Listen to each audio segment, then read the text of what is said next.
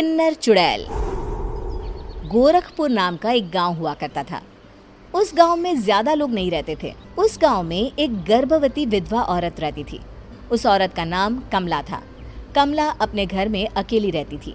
उसके पति की सारी जायदाद उसके नाम हो गई थी, पर सभी गांव वाले उस औरत को मनहूस औरत समझा करते थे और सभी उससे नफरत किया करते थे। एक बार कमला राशन की दुकान पर खाने का सामान खरीदने जाती है।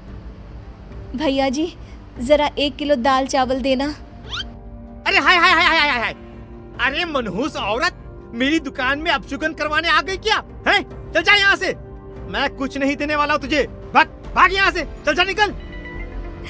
भैया जी, ऐसा मत कहिए, मैं गर्भवती हूँ, मुझे खाने की बहुत जरूरत है, मुझे खाना दे दीजिए। दुकानदार कमला को वहाँ से धक्के मारकर भगा देता है। तभी कमला रोते रोते उस गांव के किन्नरों के इलाके में आ जाती है। गांव वाले किन्नरों को उसी इलाके में रखा करते थे, क्योंकि वो लोग किन्नरों को पसंद नहीं करते थे और उनके इलाके में रहने से मना करते थे। तो किन्नरों ने उसी गांव में अपना एक इलाका बना लिया था। जब किन्नर लोग देखते हैं कि एक गर्भवती महिला रोते रोते उनके इलाके में आ गई है, तो सारे किन्नर कमला के पास जाकर उसका हाल पूछने लगते हैं। क्या हुआ बहन, तुम्हारी गर्भवती अवस्था में इतनी बुरी हालत कैसे? तुम रो क्यों रही हो? तुम डरो मत, हम तुम्हें कोई नुकसान नहीं पहुंचाएंगे। तुम शांत होकर सब बताओ कि हुआ क्या है। मैं कमला हूँ, मैं गांव के दूसरे इलाके से आई हूँ। 2 महीने पहले ही मेरे पति की मौत हुई है। मुझे गांव के लोग मनहूस मानते हैं, क्योंकि मैं विधवा हूँ और गर्भवती भी। वहाँ के लोग मुझे खाने के लिए कुछ बेचने के लिए भी तैयार नहीं, जिससे मेरा गुजारा नहीं हो रहा था। कोई बात नहीं कमला, हम तुम्हारा ख्याल रखेंगे। किन्नर लोग कमला को एक खाली घर में रहने के लिए जगह दे देते हैं और उसकी देखभाल भी करते हैं। कुछ ही महीने बाद कमला अपने बच्चे को जन्म देती है, पर अफसोस, कमला बच्चे को जन्म देते ही अपनी जान गंवा देती है। जब सब किन्नर बच्चे को देखते हैं तो बहुत खुश हो जाते हैं, क्योंकि वो बच्चा भी किन्नर ही था। कमला ने एक किन्नर बच्चे को जन्म दिया था। अब इस बच्चे की देखभाल कौन करेगा? हम तो इस बच्चे को गांव के दूसरे इलाके में भी नहीं भेज सकते। और तो क्या हुआ, इस बच्चे की माँ नहीं रही तो हम इसे पालेंगे। अब ये हमारे इलाके में रहेगा, हमारे साथ रहेगा। फिर वो किन्नर उस किन्नर बच्चे को गोद ले लेते हैं, उसका नामकरण कराते हैं। उस किन्नर बच्चे का नाम शक्ति रखा जाता है। देखते ही देखते शक्ति बड़ी होने लगती है। उसके रंग रूप बहुत सुंदर थे। वो बहुत सुंदर किन्नर दिखती है। एक दिन शक्ति एक किन्नर से पूछती है, माँ जी सुनिए ना, ये गांव के दूसरे इलाके में भी तो लोग रहते हैं, तो हम वहाँ क्यों नहीं जाते? हम उनसे अलग क्यों रहते हैं? शक्ति, क्योंकि वो लोग हमारे जैसे नहीं, वो लोग हमें पसंद नहीं करते, इसीलिए हम उनसे अलग रहते हैं। क्यों? वो हमें क्यों पसंद नहीं करते? मुझे एक बार उस इलाके में जाना है, मैं एक बार वहाँ जाकर घूम कर आऊं। शक्ति, खबरदार, जो तू उस इलाके में कभी भी गई तो अपनी जान नहीं गंवाना चाहती तो उस इलाके में कभी कदम भी नहीं रखेगी, समझी? इतना कहकर वो किन्नर वहाँ से चली जाती है। शक्ति उस किन्नर की बात सुनकर बहुत रोती है। माँ जी, ऐसा कैसे कह सकती है? उन्होंने इतनी सी बात के लिए मुझे इतना डांटा। अब तो मैं उस इलाके में जरूर जाऊंगी। फिर एक दिन शक्ति गांव के दूसरे इलाके में चुपके से जाती है। ये लोग तो हमारे जैसे ही इंसान हैं, तो ये हमसे नफरत क्यों करते हैं? जब शक्ति उस इलाके में पहुंचती है तो गांव के सारे आदमी उसके रूप से मोहित हो जाते हैं। वो लोग ये अंदाज़ा नहीं लगा पाते कि वो किन्नर है। शक्ति की सुंदरता देखकर सारे गांव वाले उसकी तारीफ करने लगते हैं। तभी गांव का चक्कर लगाने गांव के जमींदार का बेटा हर्ष वहां पहुंचता है। हर्ष भी दिखने में बहुत सुंदर होता है। जब हर्ष ने शक्ति को देखा तो वो भी उससे मोहित हो गया, और जब शक्ति की नज़र हर्ष पर पड़ी तो वो हर्ष को देखकर मोहित हो गई।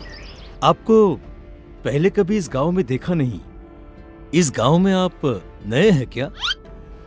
जी नहीं, वो मैं बस। तभी शक्ति बोलते बोलते रुक जाती है और मन में सोचने लगती है, अगर मैंने इनको बता दिया कि मैं दूसरे इलाके से आई हूँ तो वो समझ जाएंगे कि मैं किन्नर हूँ, इसलिए मुझे इनसे झूठ ही बोलना पड़ेगा। शक्ति हर्ष को कहती है, जी हाँ, मैं इस गांव में नई आई हूँ, यहाँ अकेली रहती हूँ। वैसे आप कौन है? आप भी इसी गांव में रहते हैं? जी हाँ, मैं इस गांव के जमींदार का बेटा हूँ। आपको किसी भी चीज की जरूरत पड़े तो आप मुझे बता देना, मुझे अच्छा लगेगा। ऐसे ही शक्ति और हर्ष एक दूसरे से रोज मिलने लगते। वो दोनों अपने प्यार का इजहार करने एक दूसरे से मिलने जाते हैं। तभी शक्ति का पीछा करते करते एक किन्नर वहां आ जाती है। शक्ति, मैं तुमसे बहुत प्यार करता हूँ। मैं तुमसे शादी करना चाहता हूँ। क्या तुम मुझसे शादी करोगी?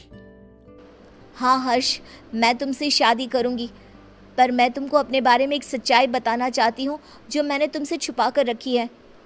तभी उनके बीच में ही वो किन्नर आ जाती है। शक्ति, तेरी हिम्मत कैसे हुई ऐसा करने की? वो किन्नर शक्ति को खींचकर गांव के जमींदार के पास ले जाती है। हर्ष भी वहां शक्ति को बचाने के लिए पहुंच जाता है। जमींदार शक्ति और हर्ष के प्यार के बारे में सुनकर गुस्से में आ जाता है और शक्ति को गांव के बाहर निकालने की सजा देता है। शक्ति ये बात सहन नहीं कर पाती और कुएं में कूदकर अपनी जान दे देती है।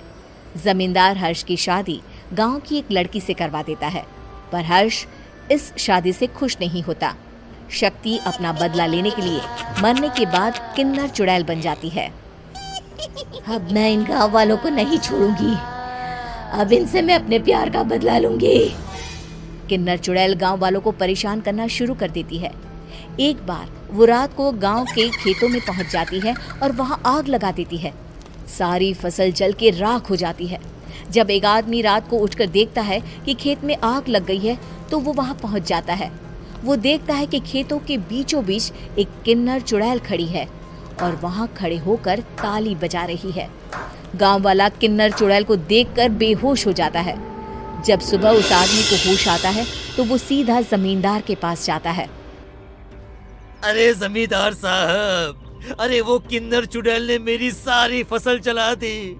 अब मैं क्या करूंगा? क्या होगा मेरा? जमींदार चुड़ैल किन्नर का नाम सुनते ही सब कुछ समझ जाता है। अब वो बहुत डर जाता है। उसी रात को जब जमींदार डर के मारे अपने कमरे में सो नहीं पाता, तभी वहां अचानक से किन्नर चुड़ैल आ जाती है। किन्नर चुड़ैल जोर जोर से जमींदार के आगे खड़ी होकर हंसने लगती है और ताली बजाने लगती है। जमींदार उस डरावनी किन्नर चुड़ैल को देखकर बहुत डर जाता है। तूने मेरे साथ बहुत बुरा किया, अब मैं तुझे जान से मार दूंगी। नहीं नहीं नहीं नहीं नहीं, मुझे माफ कर दो, मुझे मत मारो। मैं कभी ऐसा दोबारा नहीं करूंगा। अब तुम जो बोलोगी वही मैं करूंगा। ठीक है, मैं चाहती हूँ कि किन्नर इलाका गांव के इलाके से जुड़े और गांव का कोई भी आदमी किन्नर समाज से द्वेष ना करे, उससे नफरत ना करे, नहीं तो मैं सारे गांव को मार दूंगी। और तुम गांव में एक नया कानून बनाओ कि अगर किसी ने भी किन्नर समाज को हानि पहुंचाने की कोशिश भी करी या इनसे भेदभाव करने की भी कोशिश करी तो उनको कड़ी से कड़ी सजा मिलेगी। हाँ हाँ हाँ हाँ, मैं ऐसा ही करूंगा। तुम जो बोलोगी वो मैं करूंगा, पर मुझे जाने दो प्लीज। तब वो किन्नर चुड़ैल वहां से चली जाती है। गांव का जमींदार किन्नर चुड़ैल का कहा मानते हुए दोनों इलाकों को एक कर देता है और नया कानून भी लागू कर देता है।